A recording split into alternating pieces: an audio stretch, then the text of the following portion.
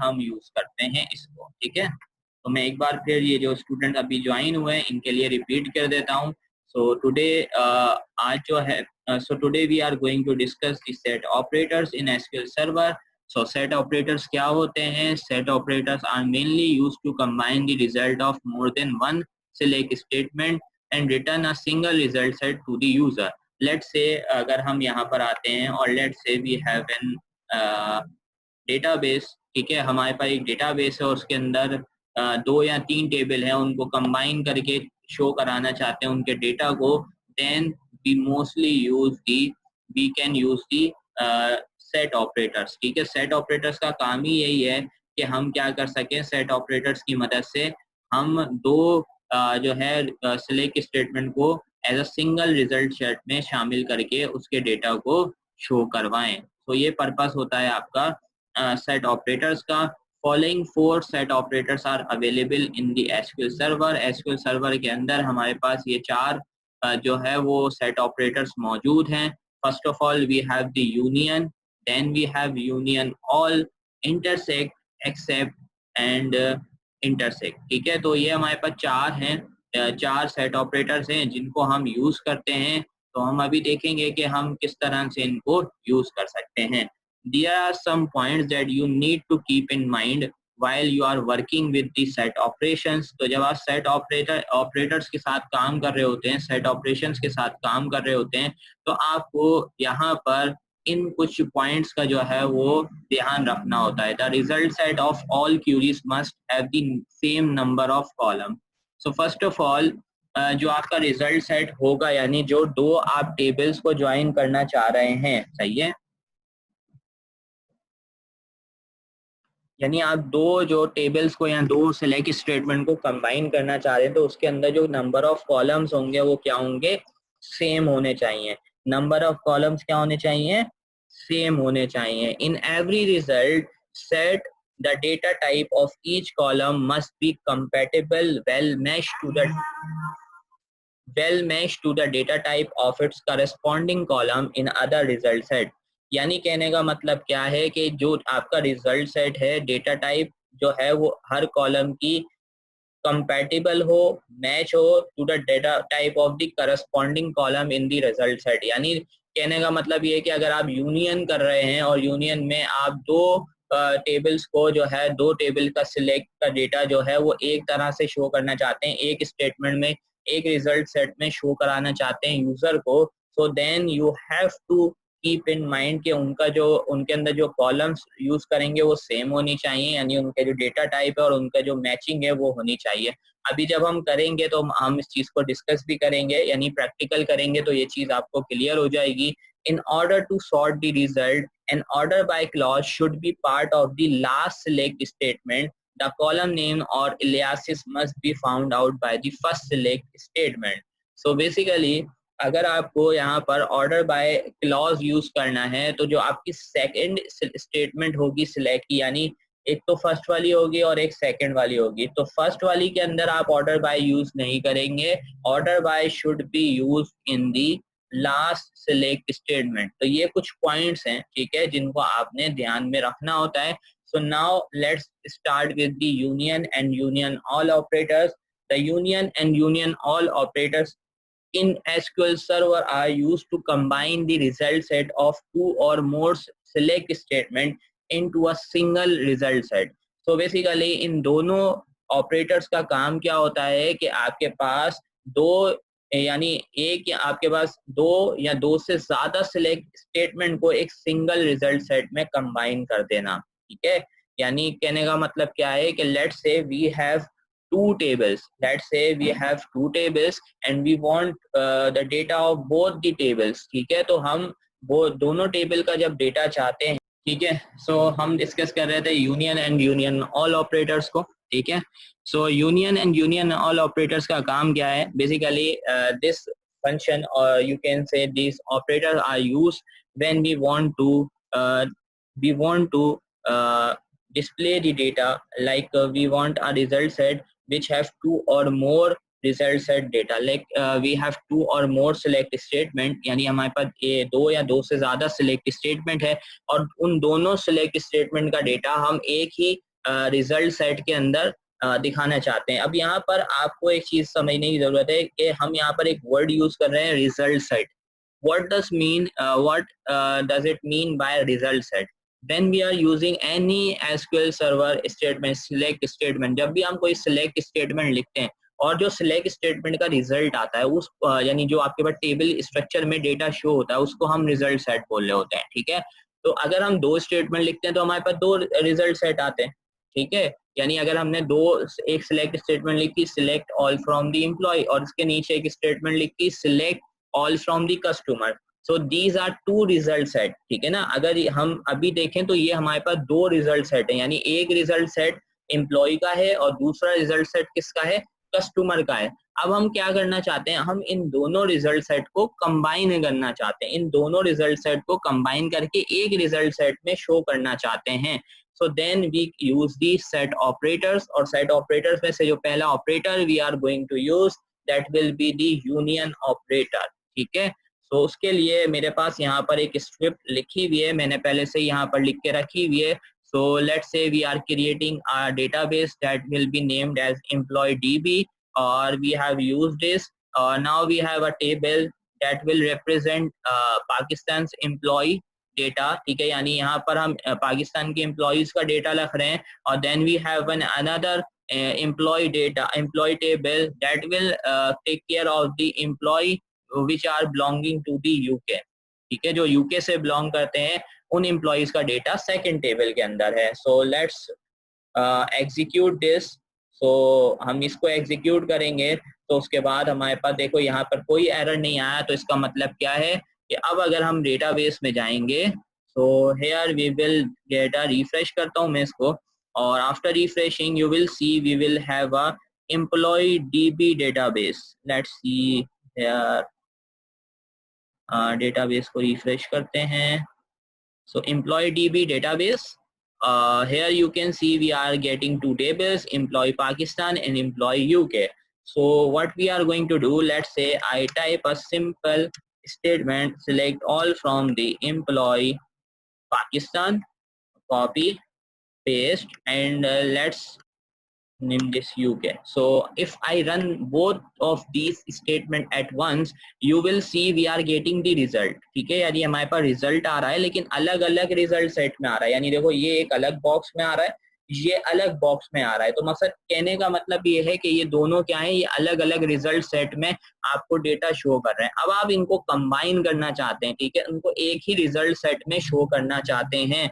So then you will use the set operators. So first of all we are going to use the union all and see what we are going to get, ठीक है। तो उसके लिए let's say मैं यहाँ पे select all की जगह मैं कहता हूँ भाई मुझे यहाँ से क्या क्या चाहिए, मुझे सारे डेटा चाहिए, यानी आपको फील्ड्स बतानी पड़ेंगी। तो मैंने कहा आईडी दिखाओ, नेम लेकर आओ, क्योंकि दोनों टेबल्स के अंदर जो हमारे पास कॉलम्स हैं वो सेम है, ठीक है, और हमें सेम ही रखने होते हैं जब हम यूनियन ऑन यूनियन ऑल या सेट ऑपरेटर्स को यूज करते हैं। तो डिपार्टमेंट एंड अब मैंने यहाँ पे बोला कि भाई सिलेक्ट करो आईडी नेम जेंडर, कहाँ से, एम्प्लॉय पाकिस्तान के टेबल से, और इसको मैंने यहाँ पर कंट्रोल जेड करते हैं, कंट्रोल सी करते हैं, और इस वाले के अंदर भी हमने ये कहा कि इस टेबल से भी हमें क्या सिलेक्ट करना है, हमें सेम ही डेटा सिलेक्ट करना है, आईडी नेम जेंडर और डिपार्टमेंट। तो here we are applying operator that is union all. अब मैंने इसके दरमियान यहाँ पर आके लिख दिया union all. Let's run this query. Now you will see we are getting all the 10 employees, ठीक है। यानी अगर हम यूनियन ऑल कर रहे हैं तो यूनियन क्या करता है, अगर आपने मैथ के अंदर सेट पढ़े हैं तो सेट के अंदर क्या होते हैं, यूनियन होता है, इंटरसेक्शन होता है। तो यूनियन क्या करता है, यूनियन बेसिकली आपके पास सारे नंबर्स को, सारे सेट की वैल्यूज को कंबाइन करके एक पूरे रिजल्ट सेट में शो कर देता है। Let's say we have two set A and B, और जो ए और बी के अंदर जितने भी एलिमेंट्स होंगे वो सारे कंबाइन होके एक नया सेट बनाते हैं जिसको हम कहते हैं क्या, सी, ठीक है। इसी तरह से यहाँ पर भी क्या हो रहा है कि we are combining 2 tables data and then we are showing as a single table data, ठीक है। यानी हम उसको एज अ सिंगल टेबल का डेटा जो है वो शो करवा रहे हैं। अब ये तो होता है यूनियन ऑल में, ठीक है। जब हम यूनियन ऑल करते हैं तो हमारे पास ये आता है, ठीक है। लेट्स से मैं यहाँ पर आके इसी क्यूरी को कॉपी करता हूँ और जस्ट मैं यहाँ पर आकर ऑल की जगह सिर्फ यूनियन यूज करता हूँ। So now we are going to see some difference, ठीक है। तो अब हमारे पास यहाँ पर भी आप देखो तो अभी हमारे पास सेम ही आया है। अब सेम क्यों आया, लेट्स डिस्कस दिस। अच्छा ठीक है, मैं आपको इसके दरमियान difference, sir ID sequence, ID sequence में तो आ गई है, ये डिफरेंस नहीं है। द मेजर डिफरेंस इज, मैं आपको अभी शो करवाता हूँ। लेट्स से मैं पहले एक डेटा इंसर्ट करवा रहा हूँ एम्प्लॉय पाकिस्तान के अंदर, और मैं कहता हूँ कि भाई हमारे पास 6 नंबर पे एक एम्प्लॉय होगा और उसका नाम होगा असद, और वो जो है बिलोंग, उसका जो जेंडर है वो है मेल, और उसकी जो सिटी डिपार्टमेंट है वो है आईटी, ठीक है। सो इंसर्ट इनटू पाकिस्तान वैल्यूज, और ये सेम एम्प्लॉय का रिकॉर्ड ना मैं यहाँ पर भी ऐड करवाऊंगा। लेट्स पेस्ट करते हैं और ये बोलते हैं कि भाई ये एम्प्लॉय यूके एम्प्लॉय से भी बिलोंग करता है। सो दोनों टेबल के अंदर ये रिकॉर्ड इंसर्ट करवाते हैं, एग्जीक्यूट करते हैं, ठीक है। और उसके बाद लेट्स रन दिस। तो अभी आप देखो यहाँ पर अब 12 रिकॉर्ड्स हो चुके हैं। अब यहाँ पे 12 रिकॉर्ड्स हो गए, यानी देखो अगर हम यूनियन ऑल कर रहे हैं तो पहले फर्स्ट वाले स्टेटमेंट का डेटा आ रहा है, यानी पाकिस्तान के एम्प्लॉयज आ रहे हैं, उसके बाद आपके पास यूके के एम्प्लॉयज आ रहे हैं। लेकिन जैसे ही मैं यूज करता हूँ यूनियन, तो अब यूनियन में आप देखो हमारे पास 11 रिजल्ट आए हैं। तो ये क्या करता है कि अगर कोई सेम रिकॉर्ड होता है दोनों टेबल के अंदर, तो ये डुप्लीकेशन को रोक देता है। क्या करता है, डुप्लीकेशन को रोक देता है। अब डुप्लीकेशन कैसे रुकी है, अगर आप यहाँ पर देखो तो जो हमारे पास यहाँ पर 6 एम्प्लॉय था, ठीक है, मतलब 6 पे एक एम्प्लॉय था पाकिस्तान के अंदर, उसका नाम था असद, उसके अंदर मेल थी और उसकी वैल्यू क्या थी, आईटी, ठीक है। इसी तरह से अगर आप यहाँ पे देखो तो खालिद यहाँ पर भी है और खालिद यहाँ पर भी है। द मेजर डिफरेंस इज कि यहाँ पर खालिद फर्स्ट नंबर पर है और यहाँ पे खालिद कौन से नंबर पे है, 4th पर है। और इसके अलावा खालिद के अंदर जो डिपार्टमेंट है वो क्या आ रहा है, वो आ रहा है एचआर। तो इसका डेटा जो है वो सिमिलर नहीं है। तो आपके पास क्या करता है कि अगर डुप्लीकेट रिकॉर्ड होता है, यूनियन क्या करता है, डुप्लीकेट रिकॉर्ड को यहाँ पर आपके पास शो नहीं करवाता। तो यहाँ पर अगर हम थोड़ा सा यहाँ पर आते हैं अपनी थ्योरी की तरफ, तो आप आउटपुट से देख सकते हैं, it is very clear that union removes duplicate rows whereas union all does not remove the duplicate roles, ठीक है। when we use union operator to remove the duplicate rows from the result set, the SQL server has to do a distinct operation which is time consuming. For this reason union all is much faster than the union, because आपके पास union क्या है, वो क्या करता है, उसमें से duplicate रोज को खत्म कर देता है। इसी वजह से ये थोड़ा टाइम कंज्यूमिंग है, टाइम लेता है, जिसकी वजह से यूनियन ऑल जो है वो यूनियन से फास्ट वर्क करता है। Note, if you want to see the cost of distinct sort, you can turn on the estimated query execution plan using the control L.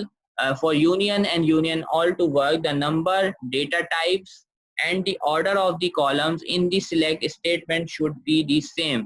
If you want to sort the result set, आपको क्या करना पड़ेगा, order by clause should be used on the last select statement. Let's say यहाँ पर आते हैं और मैं कहता हूँ कि भाई ऑर्डर बाय कर दो, ऑर्डर